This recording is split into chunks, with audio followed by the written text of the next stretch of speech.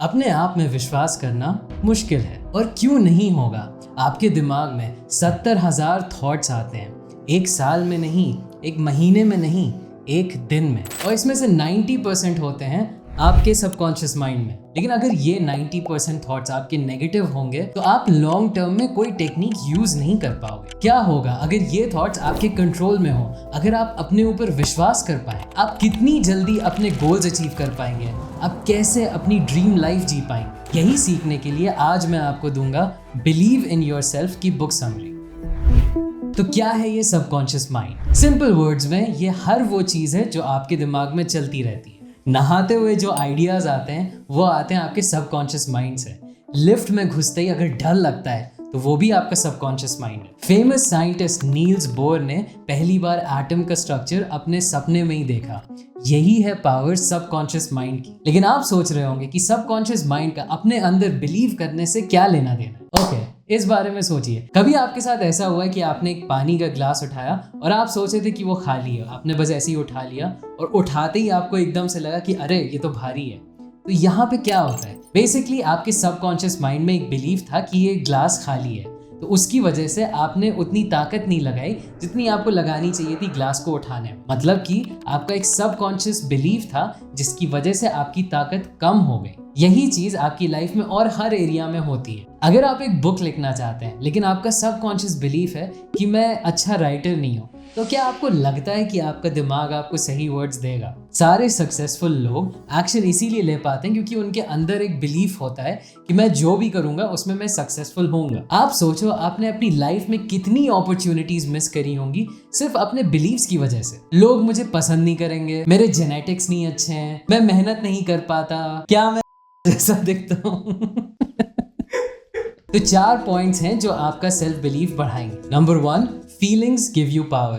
Feelings equals ताकत। एक किस्सा आपको बताता हूँ। स्कूल जाना मुझे नहीं पसंद था। वैसे किस बच्चे को पसंद होता है स्कूल जाना? लेकिन जब एक फील्ड ट्रिप का टाइम आता था कि आप लोग अम्यूजमेंट पार्क जाने वाले, तब मेरे अंदर काफी एक्साइटमेंट होता था। मैं वेट नहीं कर पाता था सुबह उठने के लिए। अब आप इमेजिन करिए कि आप अपने गोल्स के लिए इतना एक्साइटेड है। मैं समझ सकता हूँ अगर आप जॉब करते हैं तो आपको लगता है वही फिर से 9 to 5 जाओ, गाड़ी चला के जाओ, अपने कोवर्कर की बकबक सुनो, बॉस आके रैंडमली डांटने लगते बिना किसी रीजन के। लेकिन आपको हमेशा अपने फ्यूचर के बारे में याद रखना होगा और उसके लिए एक्साइटमेंट लाना होगा। क्या पता इस जॉब से काम करके आपको एक्सपीरियंस मिल जाए या और अच्छे रेफरेंसेस मिल जाए, इससे आपको एक और बढ़िया जॉब मिल जाए, आपका स्किल सेट इंप्रूव हो जाए। क्या पता आप बिजनेस शुरू करें और आपकी इनकम 10 गुना बढ़ जाए। क्या तब आपको एक्साइटमेंट होगा?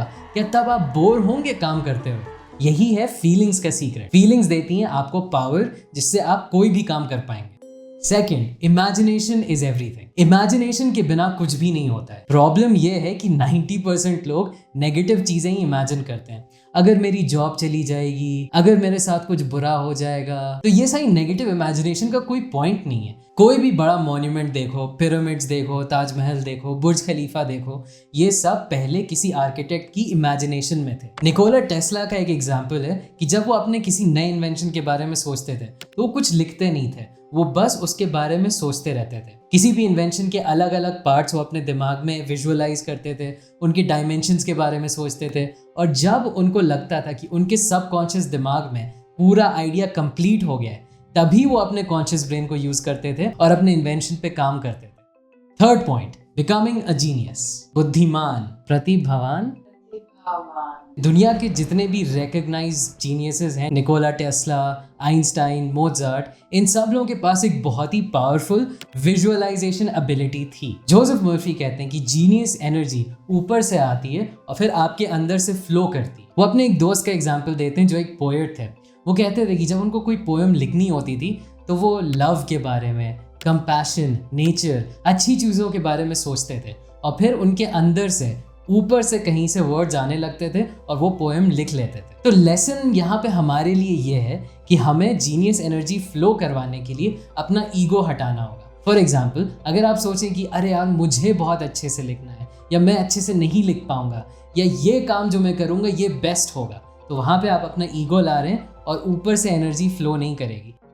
Number 4, visualise. अब ये है सबसे प्रैक्टिकल पॉइंट जो आपको एक्चुअली अपनी लाइफ में हेल्प करेगा अपनी सबकॉन्शियस माइंड की पावर को यूज करने में। अब इसको सच में करिएगा, वीडियो सब लोग देख लेते हैं, इसको सच में ट्राई करिएगा डेली। पहली चीज़ है आपको रिलैक्स करना, अपना दिमाग शांत करना है। किसी शांत कोने में बैठ जाइए और अपनी आंख बंद करके किसी भी चीज़ के बारे में ना सोचिए। फिर जब आप रिलैक्स हो जाएंगे तो आपको अपने दिमाग में एक मेंटल मूवी चलानी है। आपके इस मेंटल मूवी में कोई भी ऐसा मोमेंट होना चाहिए जिसमें आप अपना गोल अचीव कर लें। हाँ, ये मूवी कोई DDLJ टाइप की मूवी नहीं होनी चाहिए, मतलब ये आपकी मूवी है। तो फॉर एग्जाम्पल, अगर आप एक बिजनेस स्टार्ट कर रहे हैं तो आपको फील करना होगा आपके बैंक अकाउंट में पैसे जमा हो रहे हैं, आपके फैमिली मेंबर्स आपको कॉन्ग्रेचुलेट कर रहे हैं, कस्टमर्स आपके प्रोडक्ट से बहुत खुश हैं, और आपको अपना एक्साइटमेंट बढ़ाना होगा। आपको फील करना होगा कैसा होगा इस गोल को अचीव करना। इसी मूवी को आप अपने दिमाग में बार बार चलाते रहिए और एकदम एब्जॉर्ब कर लीजिए अपनी सारी फीलिंग्स और विजुअलाइज करिए एकदम HD में,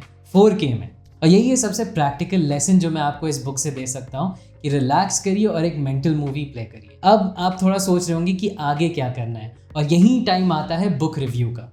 ये बुक बहुत छोटी है, आप 1-2 घंटे में पढ़ सकते हैं, 49 पेजेस की है और बहुत सस्ती भी मिल जाएगी। तो मैं ज़रूर रेकमेंड करूँगा कि आप इस बुक को ख़रीद के पढ़ें। लेकिन एक प्रॉब्लम है जो मेरे हिसाब से पर्सनली, कि इस बुक में एक्शन क्या लेना है, काम क्या करना है इसके आगे, ये कहीं नहीं लिखा है। अब ये मैंने काफ़ी लॉ ऑफ अट्रैक्शन और लॉ ऑफ बिलीफ इस टाइप की कम्युनिटीज़ और बुक्स में देखा है कि बहुत सारे लोग अपना बस टाइम सारा लगा देते हैं कोई नई टेक्निक ढूंढने में। वो हमेशा किसी नई चीज़ के तलाश में होते हैं कि एकदम से मैं कुछ करूँगा और रिजल्ट्स आ जाएंगे। अब मैं आपको एक एग्जाम्पल देता हूँ।